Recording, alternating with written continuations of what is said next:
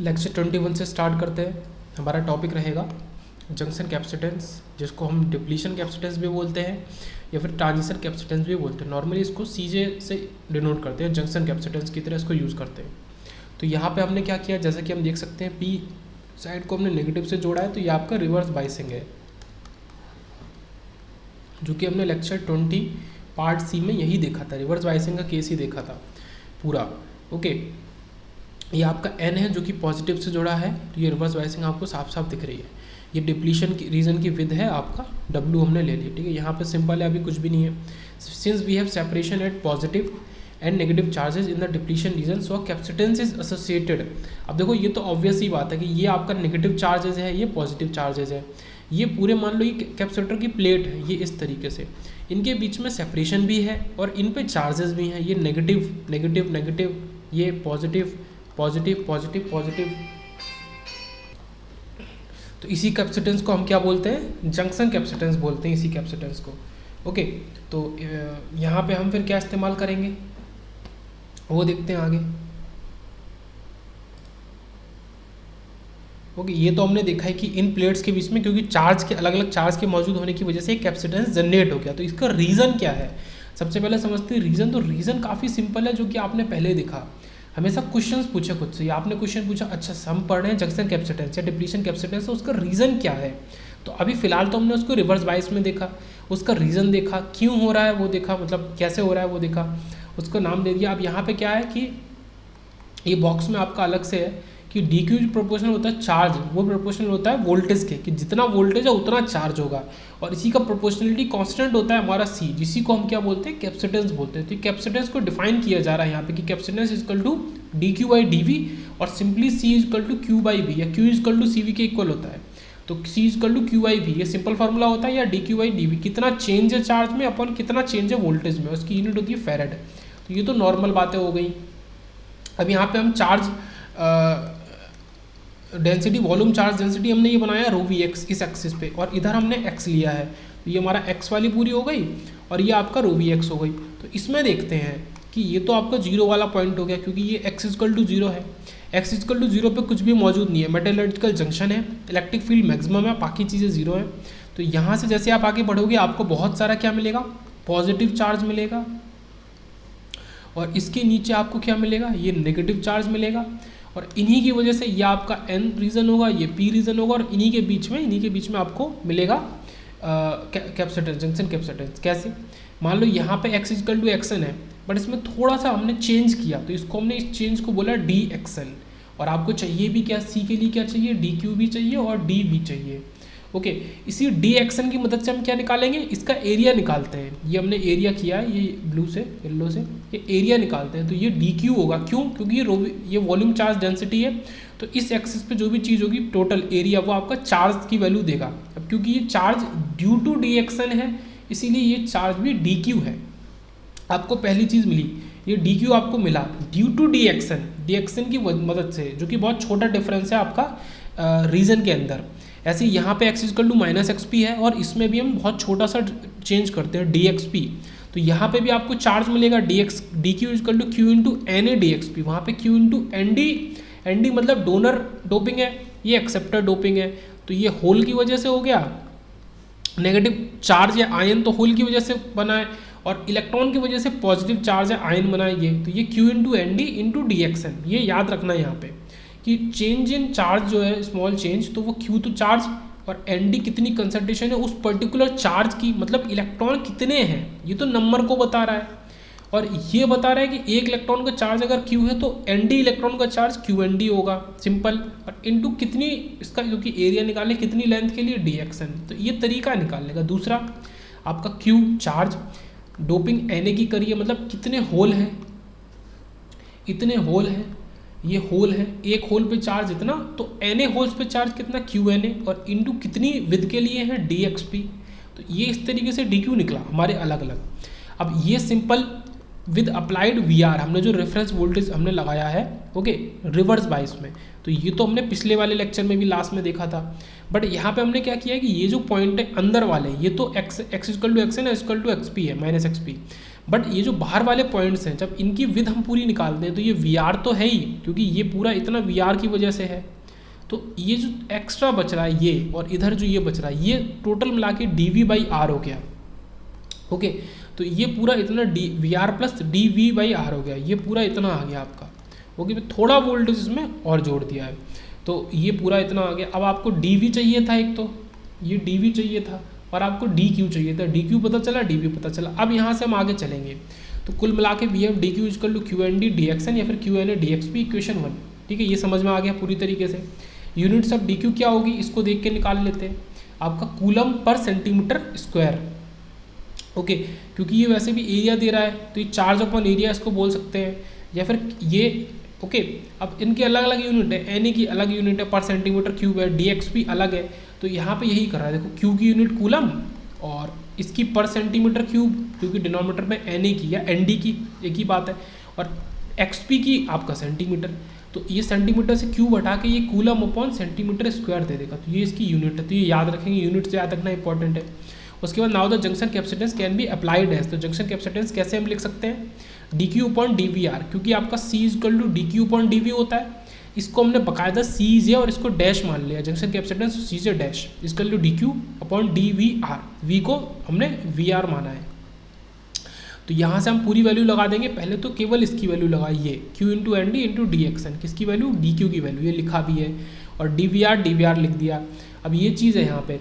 उसके पहले और थोड़ा सा पॉइंट और देख लेते हैं पहले, ये बॉक्स में यूनिट ऑफ सी जे की यूनिट क्या है उसको देख लेते हैं। Unit of C J is coulomb per centimetre square, ये हमने ऊपर देखा, अपॉन वोल्ट। क्यों, क्योंकि हमें डी क्यू अपॉन डी, ये तो डी क्यू की यूनिट है, और डी वी की यूनिट वोल्ट है। तो कुल मिला के ये हमें क्या देता है, कूलम पर वोल्ट हमें देता है फेरेड, और नीचे सेंटीमीटर स्क्वायर। तो फेरेड पर सेंटीमीटर स्क्वायर इस वाले जंक्शन कैपेसिटेंस की यूनिट है। केवल फेरेड नहीं है, फेरेड पर सेंटीमीटर स्क्वायर, मतलब पर एरिया में कितना हमारा कैपेसिटेंस जनरेट हुआ वो होता है एक्चुअल में जंक्शन कैपेसिटेंस। यहाँ पे लिखा भी हुआ है कि जंक्शन कैपेसिटेंस और पर unit area. So this is not only the capacitance, it is junction capacitance per unit area. Suppose A is cross sectional area, okay, of the junction, then CJ जो होगा एक्चुअल में आपका वो क्या होगा, CJ dash into A। मतलब हमें area को हटाना है, तो हमें एक चीज़ ऐसी बनानी पड़ेगी जो एक्चुअल में हमको जिसकी यूनिट फेरेड मिले, तो वो CJ है, वो CJ है। तो वो CJ की यूनिट फेरेड है, वो कहाँ से बनता है, CJ डैश इंटू A से। मतलब जो आपका CJ डैश निकाला है, क्योंकि उसमें अपॉन एरिया, उसमें एरिया मल्टीप्लाई कर दो, एरिया से एरिया चला जाएगा, तो ये आपका बचेगा CJ equal to CJ dash into A। तो कभी आपको फाइनल CJ निकालना है तो आपको उसमें CJ डैश में A को मल्टीप्लाई करके निकालना पड़ेगा। दूसरी चीज़ कि जो CJ डैश होता है उसमें अपॉन एरिया होता है, तो वो आपका एक्चुअल उसकी यूनिट फेरेड नहीं होती, ये याद रखेंगे। एक CJ डैश है, एक CJ है। ओके, अब वापस आते हैं। तो ये तो आपने यहाँ पे लिख दिया। अब आप एक्सन निकालो, ठीक है। एक्सन आपको पता है, आपने जस्ट अभी निकाला था 2√2 epsilon S upon Q N A N D, ठीक है। 1 plus N A plus N D 1 upon 5 plus V R. इसमें वी आर अलग से आया है क्योंकि अब हमने एक्सटर्नल बाइसिंग करी है, एक्सटर्नल वोल्टेज अप्लाई किया, वो भी अभी रिवर्स बाइस में, ये इस वजह से है। तो इसमें हमें क्या करना है, डीएक्सन निकालना है। तो हम with respect to V R, क्योंकि इसमें वी आर मौजूद है, अब इस वी आर के मौजूद होने की वजह से with respect to V R हम डिफरेंशिएट कर देते हैं, तो हमारा काम हो जाएगा। ये 2 epsilon S upon Q N A N D 1 plus N A plus N D into 1 plus 2, ठीक है। इसका जब करेंगे 1/2√5 अपॉन वी आर, कुछ इस तरीके से आ जाएगा। इसको फर्दर सॉल्व कर लेंगे तो ये आपका फर्दर सॉल्व होकर ये आया, ठीक है। पूरा ये epsilon S upon 2q N A upon N D, ये समथिंग इस तरीके से। तो ये D X N upon D V R. अब इसी को फॉर्मूले 2 में रख देंगे। तो फॉर्मूले 2 क्या था आपका, ये पूरा था, ठीक है। क्यू एन डी तो बाहर था और ये पूरा आपका D X N upon D V R था। मतलब आपको एक्चुअल में क्या करना था, एक्स एन को with respect to V R differentiate कर देना था और इसमें Q into N D multiply कर देना था। तो देखो ये Q into N D multiply किया है अलग से, ये नॉर्मल है, और इसमें ये पूरा आपका क्या है, D X N upon D V R. तो ये हमने यहाँ रख दिया। अब सी जेड डैश अभी चल ही रहा है। अब सी जेड डैश की तो हमने बात ही कर ली ना, सी जेड डैश इज समथिंग आपका सी जे अपॉन ए, मतलब ये आपका एक्चुअल जंक्शन कैपेसिटेंस है जिसकी यूनिट फेरेड है, और जब उसको हम ए से डिवाइड कर देते हैं तो वो सी जे डैश बनता है। ये यहाँ पे बात है, ओके। या फिर इस ए को इधर ले जाएंगे तो सी जे डैश इंटू ए आपका सी जे होगा। तो हमें सी जे डैश देख रहे हैं, अभी सी जे नहीं देख रहे हैं, ओके। इसकी यूनिट एक्चुअल में फेरेड नहीं है, ओके, फेरेड नहीं है इसकी यूनिट। तो ये कुछ इस तरीके से आया। इस क्यू एन डी को अंदर ले जाएंगे तो दोनों का स्क्वायर बन जाएगा, और यहाँ पे ये क्यू और एन डी ऑलरेडी मौजूद है तो ये इस हिसाब से कट जाएंगे। तो ये आपका कुछ इस तरीके से बचेगा। ये आपका इक्वेशन 3, ये जंक्शन कैपेसिटेंस आपका फाइनली है। ओके, वो भी सीजे डैश वाला है, नॉट सीजे। तो epsilon S Q upon 2 N A N D upon N A plus N D 1/5 B I 1/5 B I plus V R, ये आपका है। ये काफ़ी ज़्यादा इंपॉर्टेंट पॉइंट है। अब यहाँ पे एक चीज़ समझने वाली है, हम हमेशा हमने वी आर को बढ़ा के घटा के हमने उसका रिलेशन डब्ल्यू से देखा। अगर हम वी आर को बढ़ा रहे हैं तो विद हमारी बढ़ रही है क्योंकि रिवर्स बायस है, और घटा रहे हैं तो घट रही है। तो ये तो डायरेक्टली प्रोपोर्शनल रिलेशन है, यहाँ तो कोई कहने समझने वाली बात है नहीं। ओके, अब इधर देखते हैं, यहाँ पे क्या है कि वी आर को अगर बढ़ा दिया, ये हमने वी आर को बढ़ा दिया तो सी जे डैश जो है वो हमारा कम हो जाएगा, क्योंकि यहाँ पे इन्वर्सली प्रोपोर्शनल रिलेशन, ये आपको दिख रहा होगा, ये इन्वर्सली प्रोपोर्शनल रिलेशन है, ये नीचे है। तो अगर वी आर को हम बढ़ा रहे हैं तो हमारा जंक्शन कैपेसिटेंस कम होगा। तो जितना वी आर हमारा कम होगा, ठीक है, रिवर्स वोल्टेज की लो वैल्यू के लिए हमारा सी जे हाई होगा, ये याद रखेंगे, ठीक है। लो वी आर और हाई सी जे डैश, ये याद रखेंगे। ओके, तो यह इन्वर्स प्रोपोर्शनल रिलेशन है। और इसको फर्दर सॉल्व करते हैं हम। इसमें क्या करते हैं, इसमें एप्सिलॉन एस डाल देते हैं अलग से। तो ये आपका कैसे बन जाएगा, इसमें एप्सिलॉन एस बाहर ले लो क्योंकि ऊपर एप्सिलॉन एस का स्क्वायर बन गया, तो नीचे 2 एप्सिलॉन एस बचा। तो कुल मिला के ये पूरी वैल्यू कितनी है ये आपको पता है, ये पूरी वैल्यू ही विद के इक्वल होती है। ये पूरी वैल्यू विद के इक्वल हमने अभी सीखी है, डब्ल्यू। तो ये आपका क्या हो जाएगा, C J dash is epsilon S by W, या फिर C J dash is epsilon S upon W, एक ही बात हो गई। तो ये junction capacitance per unit area आपका आ गया, ये विद है। और ये एक्चुअली में आपका सी जे डैश क्या है, junction capacitance per unit area, मतलब ये सी जे अपॉन एरिया के इक्वल है सी जे डैश। तो ये बात हो गई यहाँ पे। और ये with epsilon S upon with, तो ये भी काफ़ी इंपॉर्टेंट फार्मूला है क्योंकि शॉर्ट फार्मूला है, आपको डायरेक्ट वैल्यू देगा जल्दी में। अब देखते हैं विद, ये हमने यहाँ से निकाला, मतलब विद एक्चुअल में ये फार्मूला हुआ करता था विद का, ये 2 epsilon S upon Q 1 plus N A, sorry 1 upon N A plus 1 upon N D into 5 B I plus V R. अब इससे हमें इस फॉर्मूले में चेंज करके लाना है, कैसे लाएंगे, 2 epsilon S upon Q, N A N D को एक साथ ले लिया तो ये क्या बन गया, ये बन गया। और इसको उल्टा ले लेंगे तो एक्चुअल में ये जो पूरी चीज़ है ये 1 अपॉन डब्ल्यू आएगा। तो हमने यहाँ पे क्या किया है, एक्चुअल में ये जो है ये डब्ल्यू नहीं है, ये 1 अपॉन डब्ल्यू है। तो इस पूरी वैल्यू के लिए हमने एरो लगा के यहाँ लिखा भी है कि ये 1 अपॉन डब्ल्यू से हमने इसको रिप्लेस किया, ना कि डब्ल्यू से। ओके, तो ये यहाँ से रिलेशन पता भी चल रहा है हमें कि ये जो पूरी चीज़ है इसका आप डिनोमिनेटर ले लो, तब आपको ये मिलेगा Q upon 2 epsilon S, N A N D ऊपर, N A plus N D denominator में, और 1 upon 5 B I plus V R denominator में। तो आपको 1 अपॉन डब्ल्यू मिलेगा। तो जब आपको 1 अपॉन डब्ल्यू मिला तो ये आपका जो कैपेसिटेंस जनरेट हो रहा है एक्चुअल में ये डब्ल्यू उसी की विद है, या फिर आपका डिप्लीशन रीजन की विद है, ये पी है, ये एन है। तो ये आपका ये जो डिप्लीशन रीजन है इसी के उसमें कैपेसिटेंस जनरेट होगा। तो कुछ इस तरीके से C is normal A epsilon A by W होता है। ओके, सी बाई ए किसके हो गया, तो नॉर्मली आपको ये पता है कि ए एप्सिलॉन बाई डब्ल्यू आपका ये with, A epsilon by D बोल सकते हैं या फिर ए एप्सिलॉन बाई डब्ल्यू, ये एक ही बात है, डी डिस्टेंस है, विद है। तो ये आपका नॉर्मल होता है कैपेसिटेंस। अब ये आपका यहाँ से फॉर्मूला आप डायरेक्ट निकाल सकते हैं कि सी बाई ए अगर हम कर लें तो वो एप्सिलॉन बाई डब्ल्यू हो जाएगा। और यहाँ पे यही चीज़ है कि एप्सिलॉन एस बाई डब्ल्यू, ये सी जे डैश है, ये ए है। तो कुछ इस तरीके से चीज़ें हैं, सॉरी ये सी जे डैश नहीं, सी जे है ये वाला। ओके, सी जे बाई ए ही ये आपका सी जे डैश है पूरा। तो ये चीज़ है, तो ये देखो यहाँ से सेम चीज़ निकल रही है। और ये आपका फाइनली क्या है, एप्सिलॉन है, नॉट आपका ई। तो ये आपका बहुत इंपॉर्टेंट है। शॉर्ट फार्मूला जो है ये सब हमने जो कैपेसिटेंस के फॉर्मूले जानते हैं वहीं से हमने निकाला है। तो ये चीज़ों की फिर इक्वेशन 3 से उठाते हैं कि सी जे डैश इसके इक्वल है, ये पूरा अलग अलग वैल्यू होती है कि एक वैल्यू ये है, एक वैल्यू ये है और एक वैल्यू आपकी ये है। इसको 3 वैल्यू में तोड़ के तब फॉर्मूले को याद करो।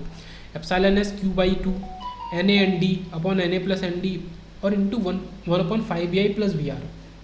अगर यहाँ पे वी आर को 0 कर देते हैं, ओके, अगर वी आर को 0 कर देते हैं, ठीक है, इन केस आपने नो एक्सटर्नल वाइज किया है या कोई एक्सटर्नल वोल्टेज अप्लाई नहीं किया, नो एक्सटर्नल वोल्टेज, तो वहाँ पे क्या होगा, आपका सी जे डैश बन जाएगा। ओके, तो junction capacitance per unit area at 0 बाइस, तो इसका नाम ही जो ना उसका जो काम है वही नाम है कि एट 0 बाइस पे जितना जंक्शन कैपेसिटेंस होगा वही।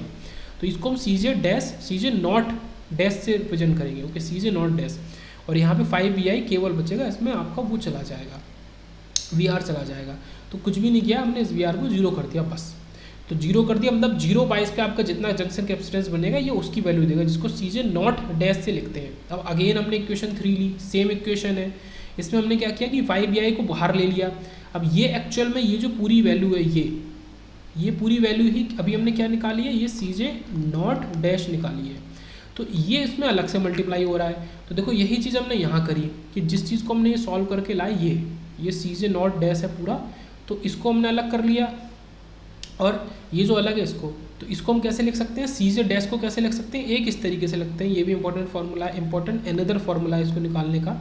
अगर आपको CJ नॉट डैश पता है तो important another formula, CJ not dash पता है तो CJ not dash upon root 1 plus VR upon 5BI, तो एक ये इंपॉर्टेंट फार्मूला है, root 1 plus VR upon 5BI, तो इसका इस्तेमाल करेंगे। अब यहाँ पे बात करते हैं इस फॉर्मूले को, तो इंपॉर्टेंट है, मैंने बड़ा सा मार्क करके रखा हुआ है, इसको नोट कर लेंगे। अब बात करते हैं कि if A is the area of cross section of the junction then, तो CJ डैश में अगर एरिया मल्टीप्लाई करें तो इसके इस वाले फॉर्मूले में भी एरिया को मल्टीप्लाई कर दो। तो ये जो CJ नॉट है, एक तो देखो चार चीज़ें यहाँ पे, CJ डैश और CJ नॉट डैश, एक तो ये हो गया। अब यहीं पे एक है CJ और एक CJ नॉट है, तो ये एक्चुअल में जो CJ नॉट और CJ है इनकी यूनिट एक्चुअल में फेरेड है, ओके एक्चुअल में। बाकी CJ डैश वाले की जहाँ पे डैश आता है वहाँ पे यूनिट फेरेड नहीं है। तो CJ इज CJ नॉट, और इसमें भी सेम फार्मूला काम कर जाएगा, नीचे ये आ जाएगा आपका, बस यहाँ पे डैश हट गया दोनों तरफ से, ओके दोनों CJ नॉट इधर भी A मल्टीप्लाई कर दिया, इधर भी A मल्टीप्लाई कर दिया, तो डैश हट गया। तो CJ and CJ not are capacitances in farad. CJ junction capacitances at reverse bias, ठीक है, VR के लिए होता है, और CJ not junction capacitance at VR equal to 0 और 0 बाइस के लिए होता है, और दोनों आपके जंक्शन कैपेसिटेंस है फेरेड में, ओके। अब नेक्स्ट टॉपिक देखते हैं, वन साइडेड जंक्शन, जिसको कंटिन्यू करेंगे नेक्स्ट लेक्चर में। इसको रखेंगे लेक्चर 21 पार्ट B।